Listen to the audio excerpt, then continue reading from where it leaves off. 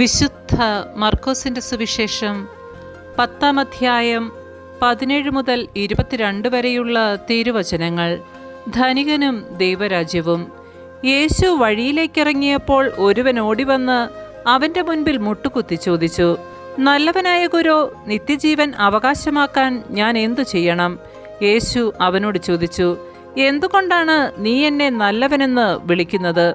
ദൈവം ഒരുവനല്ലാതെ നല്ലവനായി ആരുമില്ല. പ്രമാണങ്ങൾ നിനക്കറിയാമല്ലോ. കൊല്ലരുത്, വ്യഭിചാരം ചെയ്യരുത്, മോഷ്ടിക്കരുത്, കള്ളസാക്ഷ്യം നൽകരുത്, വഞ്ചിക്കരുത്, പിതാവിനെയും മാതാവിനെയും ബഹുമാനിക്കുക. അവൻ പറഞ്ഞു, ഗുരു, ചെറുപ്പം മുതൽ ഞാൻ ഇവയെല്ലാം പാലിക്കുന്നുണ്ട്. യേശു സ്നേഹപൂർവ്വം അവനെ കടാക്ഷിച്ചുകൊണ്ട് പറഞ്ഞു, നിനക്ക് ഒരു കുറവുണ്ട്. പോയി നിനക്കുള്ളതെല്ലാം വിറ്റ് ദരിദ്രർക്ക് കൊടുക്കുക.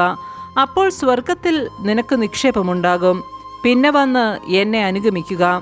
ഈ വചനം കേട്ട് അവൻ വിഷാദിച്ച് സങ്കടത്തോടെ തിരിച്ചുപോയി. കാരണം അവന് വളരെയേറെ സമ്പത്തുണ്ടായിരുന്നു. നമ്മുടെ കർത്താവായ മിശിഹായ്ക്ക് സ്തുതി.